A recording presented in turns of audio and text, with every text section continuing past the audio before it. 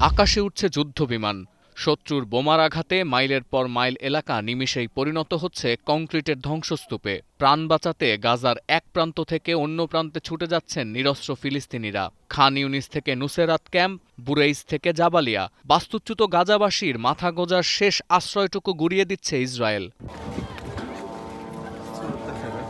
Hamas নির্মূলের দোহাই দিয়ে Israel বেসামরিক নাগরিকদের হত্যা করছে বিশ্ব নেতাদের এমন অভিযোগ শুরু থেকেই প্রত্যাখ্যান করছে দেশটির সেনাবাহিনী। গেল রোববার রাফায় অন্তত ৩০টি লক্ষ্যবস্তুতে হামলা চালিয়ে বিপুল পরিমাণ অস্ত্র উদ্ধারের দাবি ইসরায়েলের। খান ইউনিসে বেসামরিক স্থাপনায় বোমা হামলা চালানোর পর দেশটির পক্ষ থেকে বলা হচ্ছে হামাসের সক্রিয় সদস্যদের ঘাঁটি ছিল সেখানে। গেল সপ্তাহে গাজায় ৩ ধাপে যুদ্ধবিরতি বাস্তবায়নের প্রস্তাব দেন মার্কিন প্রেসিডেন্ট জো বাইডেন।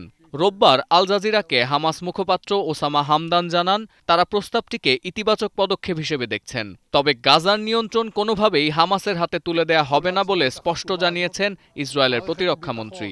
תחת הנחייתי מכינה את החלופה השלטונית לחמאס, כאשר אנחנו נבודד אזורים, נוציא מתוכם את אנשי החמאס ונכניס אליהם। এদিকে মার্কিন প্রেসিডেন্টের প্রস্তাব মেনে নিয়ে জিম্মিদের ফিরিয়ে আনার দাবিতে জেরুজালেমে নেতানিয়াহুর অফিসের বাইরে বিক্ষোভ করেন জিম্মিদের পরিবারের সদস্যরা। I'm here to support my government in taking this deal, the deal that Netanyahu suggested, our prime minister, that will get all our people back home. We are all here in support.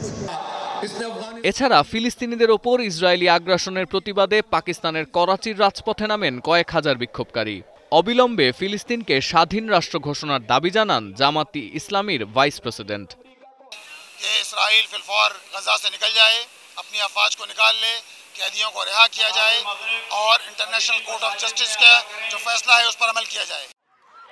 অন্যদিকে Europe সহ যুক্তরাষ্ট্রের বেশ কয়েকটি অঙ্গরাজ্যে ফিলিস্তিনের সমর্থনে বিক্ষোভ হয়েছে। New ইয়র্কের ব্রুকলিনে ফিলিস্তিনপন্থী বিক্ষোভকারীদের সাথে সংঘর্ষ হয় পুলিশের। এতে অন্তত ২৯ জনকে আটক করেছে পুলিশ।